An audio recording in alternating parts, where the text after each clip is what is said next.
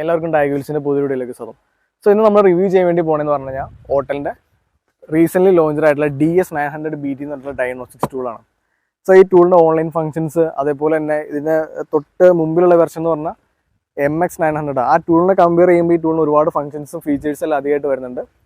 So കൂടാതെ തന്നെ ഈ ടൂൾ എന്ന് പറഞ്ഞാൽ പേര് പോലെ തന്നെ BT എന്ന് പറയുന്നത് ബ്ലൂടൂത്ത് വെർഷനാണ് വരുന്നത്.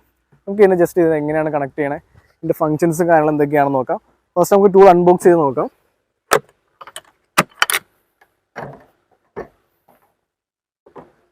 ടൂളിൻ്റെ ഒപ്പം മഞ്ഞെന്ന് പറഞ്ഞു കഴിഞ്ഞാൽ അതൊരു VC ഉണ്ട്, പറഞ്ഞല്ലോ നമ്മൾ മുമ്പ് പറഞ്ഞ പോലെ തന്നെ. ഇതിൻ്റെ ബ്ലൂടൂത്ത് VC ചെറിയ VC ആണ്, അതിൽ ജസ്റ്റ് ഇൻഡിക്കേഷനും കാര്യങ്ങളെല്ലാം ഉണ്ട്. ഇതാണ് നമ്മുടെ ടാബ്ലറ്റ് വരുന്നത്. സോ ആക്സറീസ് ബോക്സ് അങ്ങനെ ബാക്കിയുള്ള എന്തെല്ലാം തന്നെ എംപ്റ്റി ആണ്. വേറെ നമുക്ക് എന്തെങ്കിലും വേണമെങ്കിൽ ആഡ് ഓൺ ആയിട്ട് കൊണ്ടേ നടക്കുന്നുണ്ടെങ്കിൽ കൊണ്ടേ നടക്കാം. ആ ഒരു ലെവലാണ് ഇവർ ഡിസൈൻ ചെയ്തേക്കുന്നത്. ബോക്സിൻ്റെ അകത്ത് വേറെ കാര്യങ്ങളൊന്നുമില്ല. സോ നമുക്ക് നേരിട്ട് വണ്ടിയിൽ കണക്ട് ചെയ്ത് നോക്കാം, അതിൻ്റെ പെർഫോമൻസും കാര്യം എങ്ങനെയാണെന്ന് ചെക്ക് ചെയ്യാം.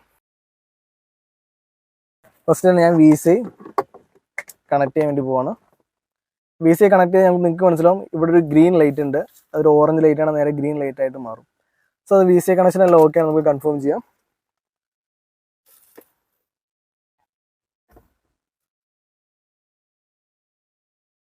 ഞാൻ ടൂള് കണക്ട് ചെയ്തിട്ടുണ്ട്. സോറി, ചെറുതായിട്ടൊരു ഗ്ലിയറിൻ്റെ പ്രോബ്ലം ഉണ്ട്.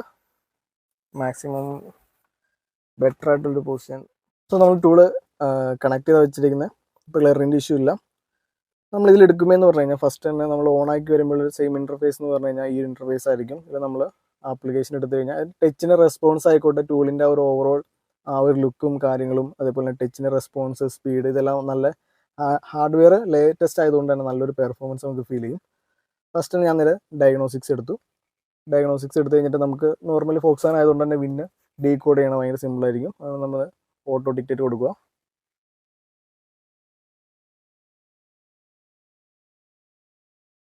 ടേംസ് ആൻഡ് കണ്ടീഷൻസ് എല്ലാം അക്സെപ്റ്റ് കൊടുത്തു. ഇത് സ്റ്റാൻഡ് ലോൺ കൊടുത്തു കഴിഞ്ഞിട്ട് നമ്മൾ ഇത് വേണമെങ്കിൽ ഈ ഒരു ഫീച്ചർ നമുക്ക് വേണമെങ്കിൽ നമ്മുടെ ടൂളിൻ്റെ സെറ്റിങ്സിൽ തന്നെ ഡിസബിളും എനബിളും ചെയ്യാനുള്ള ഓപ്ഷൻ ഉണ്ട്. വിൻ നമ്പർ റീഡ് ആയിട്ടുണ്ട്.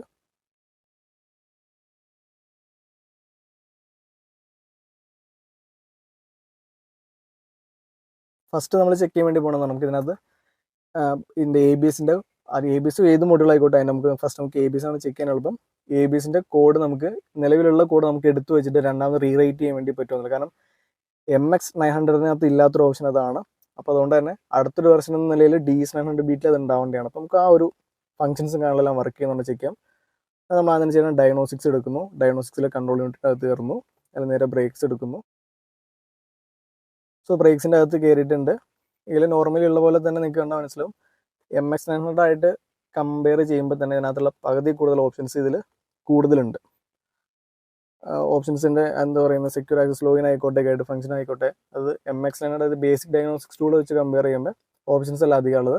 നമ്മളിപ്പോൾ ചെക്ക് ചെയ്യാൻ വേണ്ടി പോകുന്നത് കോഡിംഗ് ഫംഗ്ഷനാണ്. നമ്മൾ കോഡിങ് നേരെ പ്രസ് ചെയ്തു.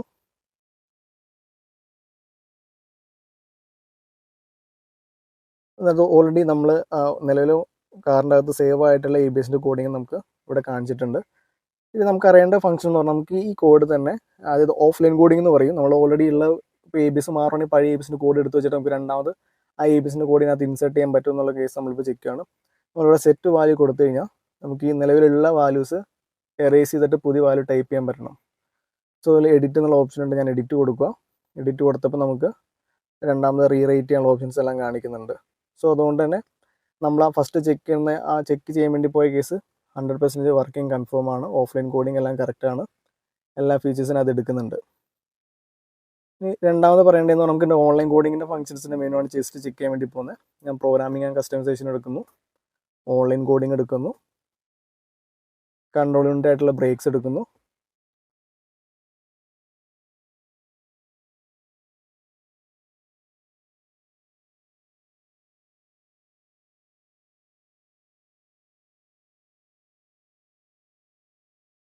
ടൂളിൻ്റെ സൈസ് നമ്മൾ ഒരു കൈ വെച്ച് കഴിഞ്ഞ് കഴിഞ്ഞാൽ ഏകദേശം ഈ സൈസാണ് വരുന്നത്. ഹാൻഡ്ലിങ് കാര്യങ്ങളെല്ലാം പെർഫെക്റ്റ് ആണ്. കുറച്ചും കൂടി സ്ലിം ആയിട്ടുണ്ട്.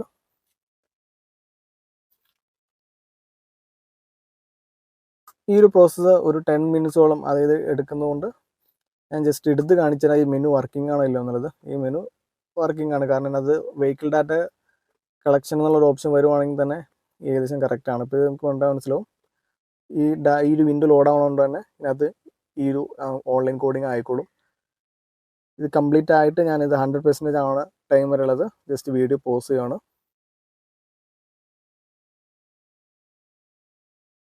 സോ നമ്മുടെ ഓൺലൈൻ കോഡിങ്ങിൻ്റെ ഫങ്ഷൻസ് വന്നിട്ടുണ്ട്. കാരണം നമ്മളൊരു 10 മിനിറ്റോളം എടുക്കുന്നതുകൊണ്ടാണ് ആ പ്രോസസ്സ് സ്കിപ്പ് ചെയ്ത്.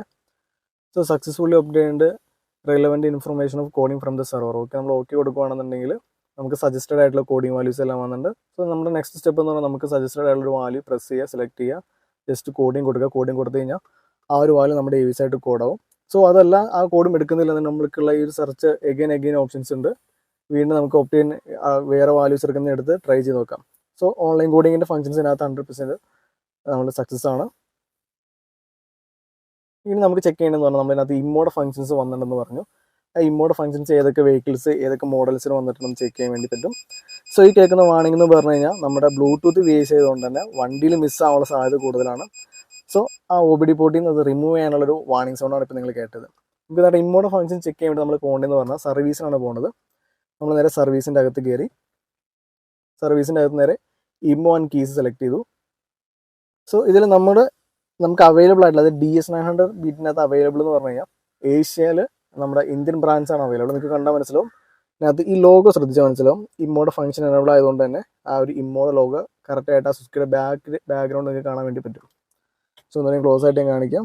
ഓക്കെ, സോ ഇതിൽ Suzuki, ഹൂണ്ടായി, Mahindra, Tata, Kia, Maruti Suzuki same തന്നെയാണ്, നിസാൻ. സോ നോർമലി നമ്മുടെ ഒരു ബ്രാൻഡ് ഒരു വർക്ക്ഷോപ്പിലേക്ക് കയറേണ്ട എല്ലാ വെഹിക്കിൾസിൻ്റെ കവറേജിനകത്ത് വന്നിട്ടുണ്ട്. ടൊയോട്ടയിൽ നിങ്ങൾക്ക് വരുന്നതെന്ന് പറഞ്ഞാൽ എക്സ്ട്രാ പ്ലഗിൻസ് എല്ലാം കീ പ്രോഗ്രാമിന് ആവശ്യമായിട്ട് വരും. അതുകൊണ്ടാണ് ടൊയോട്ടയുടെ ഫംഗ്ഷനകത്ത് ആഡ് ഓൺ ആയിട്ട് വരാത്തത്. സോ ഇനി നമുക്ക് ഫ്യൂച്ചറിലും ചിലപ്പോൾ എല്ലാം തന്നെ എനബിൾ ആയിട്ട് വരുന്ന രീതിയിൽ ഒരു ഡിസൈൻ ചെയ്തെന്ന് വരാം. സോ നമ്മൾ സജഷൻസ് കൊടുത്തിട്ടുണ്ട്. സോ ഇതാണ് ലേറ്റസ്റ്റ്ലി നമുക്ക് DS900 ബീറ്റിനെ കുറിച്ച് പറയാനുള്ളത്.